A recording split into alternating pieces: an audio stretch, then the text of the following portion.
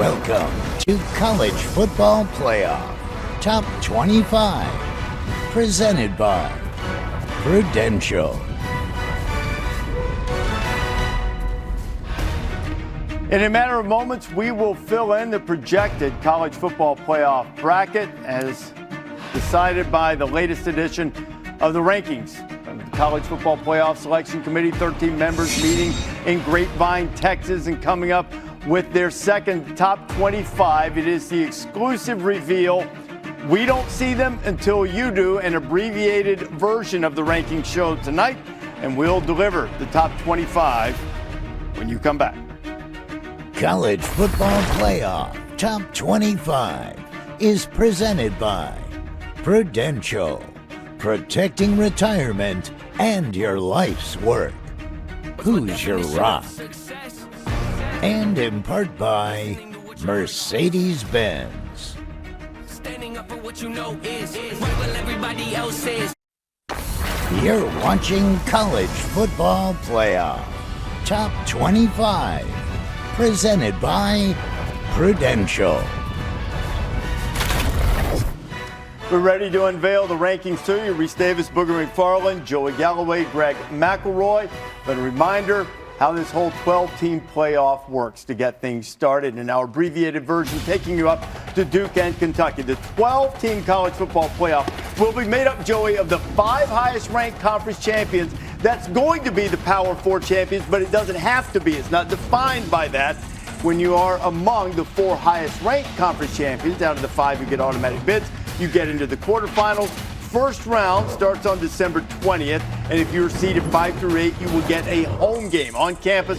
Playoff games, one of the great features of this 12-team playoff. Then we'll play out the bracket, no reseeding, culminates in the national championship game in Atlanta on January 20th, and that's how we'll wind up the first college football playoff of the 12-team eras. We take a look at this week's rankings brought to you by Prudential. We'll count them down, starting at number 25. Tulane in the American, unbeaten in American play. They'll play Navy this weekend. John Summerall's team doing really well there. They're number 25. At number 24, also in the American, Army still undefeated. They're up by 1 spot. Army still has a game coming up with Notre Dame in the non-conference. Their game against Navy will not count in the conference standings. They are very close to clinching a spot in the American Championship game. Missouri, after pulling out a wild one against Oklahoma, is up a spot to 23 at 22. Eli Drinkwitz, by the way, said he's still in the playoff picture, and he is. LSU plummets after getting blown out by Alabama, but LSU still in the mix to get into the SEC championship game, which would give them a path for an automatic bid if tiebreakers were to go their way. South Carolina has been one of the great stories of the season. They're so close to having a better record than 6-3. Beamer's team's in there. Yeah, they've been playing great and have come on strong the last few weeks, but LSU beat them in Columbia. Yeah. Circumstantial with Lenora Sellers getting hurt, but that's maybe the first part of the rankings that I would disagree slightly with. But you have to remember, one game, head-to-head's not everything. That was a September game. We're in November. I think South Carolina's playing better than LSU right now. Oh, we're going to find out about these two. They'll play each other at the end of the season. Clemson at number 20 and still with a shot to get in the ACC title game, though the Tigers will need a little bit of help. Louisville at 6-3. They've lost to 3 highly ranked teams. And Jeff Brom's squad is up 3 in the rankings and just ahead of the Clemson team that they punched pretty good a couple of weeks ago in Death Valley. Washington State doesn't have a path to win a conference championship.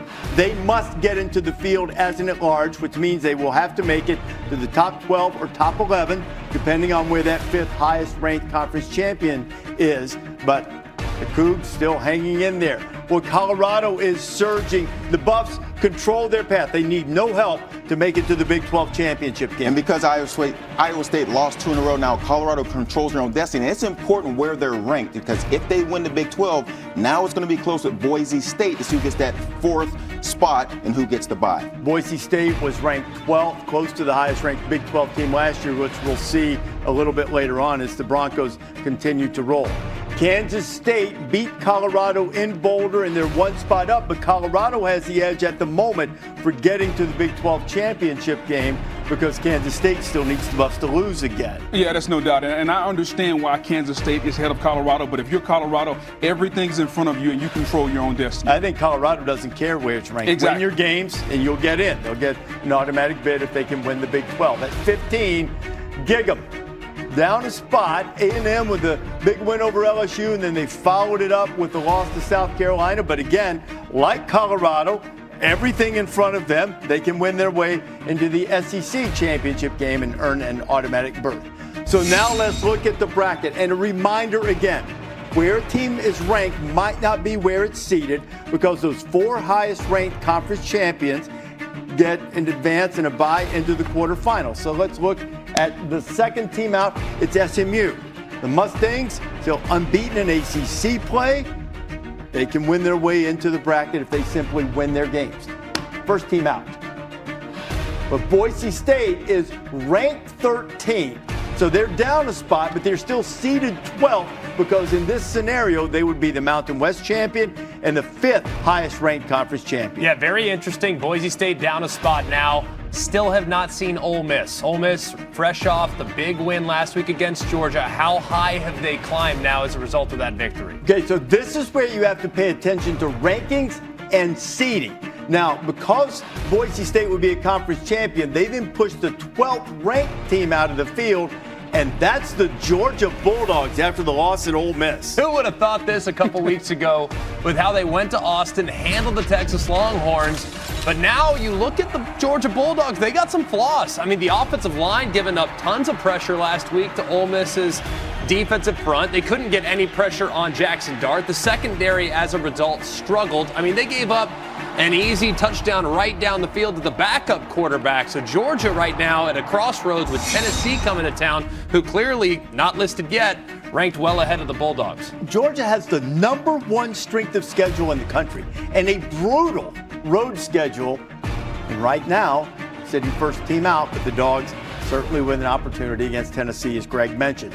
The team that put it on Georgia on Saturday, Hotty Toddy, and moves up, way up, and they're now number 11, and they would have the 11th seed. And I just love how Ole Miss played against Georgia. The physicality, controlling the line of scrimmage. They built this defense to beat Georgia, and they didn't just beat Georgia, they dominated the Georgia Bulldogs up front. The future's bright for Lane Kiffin. And the committee told us last week that who you lost to and how you lost is also a factor when it comes to the evaluation. Ole Miss, 2 losses by a combined 6 points, had 4th down conversions that were made against them. Had they gotten off the field in those 2 plays, they're an undefeated football team. And you know, the only 2 teams who have trailed for less time on the game clock than Ole Miss, Army and Indiana, they're both undefeated, and Ole Miss somehow has had 2 losses. Let's look to see who is ranked number 10.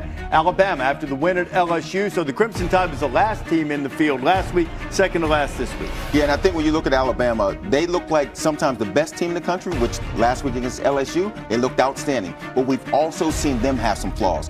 But they're peaking at the right time. Run the ball with Jalen Milroe and forget the rest of the plays. and remember this too, both Ole Miss and Alabama, if it were to end this way, would be on the road with their first playoff game. Who's number 9? At number 9, it's Miami. Now, Miami, despite the loss to Georgia Tech, still the highest ranked team from the ACC. Remember, SMU, second team out, no conference losses, but not in the field. So since Miami is the highest ranked ACC team, they would project as the champion. They would go into the quarterfinals as the 4th seed, despite being ranked 9th. Joey, you with me there? I'm with you. 4th highest ranked conference I don't know if I believe it, but I'm with you. Okay, number 8. Fighting Irish and Notre Dame, ranked 8, seeded 9th. That means Notre Dame would be on the road in the first round too. Against whom? The Tennessee Volunteers. Tennessee, as Greg mentioned, going to Georgia this weekend. The Volunteers, ranked 7th, seeded 8th, would get a home game against Notre Dame. And I do understand that Tennessee's got everything in front of them. I love their defensive line. That'll be the matchup of the weekend. Tennessee's defensive line against Georgia's offensive line. The winner of that battle will win that game. And how about this? The way Ole Miss just obliterated Georgia's offensive line last week. Now these cats take a backseat to nobody. They got to be licking their chops, Chris. There are a lot of them in orange up front that they just rotate through. Ranked just ahead of Tennessee is BYU. BYU somehow escaped the holy war, and they are still undefeated. They're ranked 6th, but they would be seeded 3rd as Big 12 champion. BYU has escaped a couple times this season, and somehow they find ways to win football games. Look, it is hard to win football games. It's hard to go undefeated. And as they sit at 9-0, there's the respect. But the question mark, they have Kansas this week coming up. The same Kansas team we just saw beat Iowa State. And then they have Arizona State, at Arizona State, who's also still in this picture. So BYU's path, as they've won close games, they have a tough road in the next 2 weeks. And this is a correction from the committee. Like, they messed up last week by having BYU 9. So low. And look, BYU was a holding foul away from losing that game, and they came back and won. Now the committee does what they should have done a week ago, moving them up into the 6th spot where they belong. I don't know that it's a correction as much as it is a response to 2 teams ahead of them losing. Absolutely. You had Miami and Georgia both losing, so they do get an extra spot out of it. Kansas is interesting. Worst preseason pick ever was me picking Kansas to go to the playoff. They've lost a bunch of close games. Be careful. Now they get a Be chance. careful. They get a chance to be the big spoiler. How about Indiana? Indiana would be the 5th ranked team. They would get. How about if the Crimson Tide had to go into Bloomington, a stadium about half the size of Bryant-Denny? Just a little less disrespect this week. I like the committee moving Indiana up. I get it. It was a close game against Michigan, but guess what? We can't always score 40 points. The defense is going to have to help us out. The defense showed up. The defense dominated in the second half. And if you're Indiana, you got a week off. And then the biggest game of maybe in the Indiana Hoosier history at the Horseshoe against the Buckeyes. But this still tells me, Reese, Penn State, who has lost the game, is in front of Indiana. That's what a little bit of disrespect comes from. You're going to have a bunch of Big Ten coming in here, too. And how about this? Who else gets to say that their key wins are Nebraska and Michigan? And Michigan, the for what 100. reason? Michigan's 5-5. Well, because it's the best they've got so far. Penn State number 4, so Penn State would have a home game against Ole Miss. They just saw each other recently in Penn the bowl State game. sitting back like, thank you. Didn't go well. Penn State is literally sitting there saying our best win is Illinois, and we're clean. We have nothing. We lost Ohio State at home. Doesn't matter. We're okay. You guys go ahead and play this out. Let's win our next 2 games to get in. Number 3. Texas, highest ranked SEC team. The Longhorns would project as the 2 seed. What's Texas' best win? Vandy. Vanderbilt? Yeah, I mean, Vandy. Some resume. Hey, exactly. Texas and Penn State being lifted up based on, what they've done in the eye test. I get that. Look, I watch Texas just like the rest of us, just like the committee members. There's 7 or 8 people on the committee that either played college football or coached college football, so they're watching the players, and I don't blame them for being super impressed. The problem is the resume doesn't support a top 3 ranking. They are up there on eye test and ceiling, and until we see it all put together, it's tough for me to get totally on board with them being up there right now. And by the way, that's not inappropriate. The first line for the committee's charge, best team. Yeah. And if they think Texas is So best, subjective. based on football judgment, that's why we brought in the committee.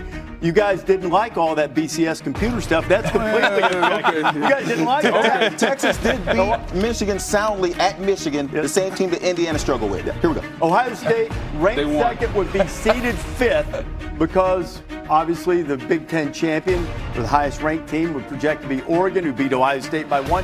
Look at all of the Big Ten in the top 5. B1G with 4 of the top 5 spots as we take a look at our Capital One rewarding performance. Big Ten dominating this week's ranking for the top 5. That's the most by any conference in the top 5 in a single college football rankings. The SEC with 4 of its own, all in the top 11. Miami in the ACC. Canes joined by BYU, Boise State, and Notre Dame, and all of those in the Capital One rewarding performance once again. As mentioned, very rewarding for those. You were wound up last week. You're as wound up this week or not? I'm always so wound up. I just can't help it. Like, there's just things I'm like, why is Clemson ranked? I'm like looking at all this stuff. But who are you going to replace them with? I understand. That's way down the list. I totally get it, and we're making mountains out of molehills. It's not a big deal. What I'm most fascinated by is when I look at those possible first-round matchups, the Southern teams, Alabama, heading to what might be a snowy environment in Bloomington, Indiana on December 20th at night is mind-blowing to me. Penn State is in a position to host. Ohio State's in a position to host. That's, I think, why the home game was brought to this format is the possibility of teams playing out of their comfort zone, like a Southern team playing in the snow. And the subjectivity of what the committee is looking at. Texas being ranked where they're ranked. Penn State being ranked over Indiana, even though Penn State has one loss, Indiana doesn't. And Indiana beat the same team that Penn State beat in UCLA, and they dominated them. So the committee using subjectivity when they want to use it.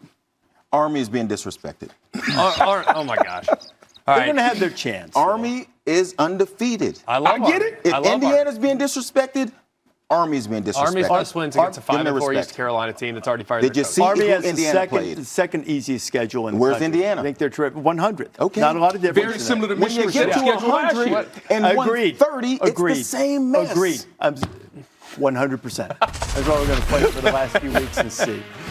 Time for our road test presented by Goodyear, heading into the visit betwixt the hedges. Tennessee's lost 7 in a row to the Dogs, all by at least 2 touchdowns. That's the longest such streak by any FBS school against the Dogs in the poll era. Dogs have won 28 straight at Sanford Stadium, and boy, do they need to have that home crowd get behind them and hunker down one more time and try to save themselves in the playoff race. College Game Day, 9 a.m. Eastern Time from Athens-Town, as Tennessee comes in trying to flex its muscle and knock Georgia out of the SEC championship race. You know, there's a delicious opportunity for an 8-way tie, all for first place in the SEC, and I'm here for it. Me too. I hope it happens. Counting down to tip-off Champions Classic, Duke and Kentucky. Cooper Flagg, preseason All-American despite the fact that he's a freshman. NBA scouts already ready to take him immediately. And Lamont Butler, new era of Kentucky basketball, as the Wildcats will try to score a victory over John Shire. Coach S and the Blue Devils coming up. College Football Playoff Top 25 is presented by Prudential, protecting retirement and your life's work. Who's your rock?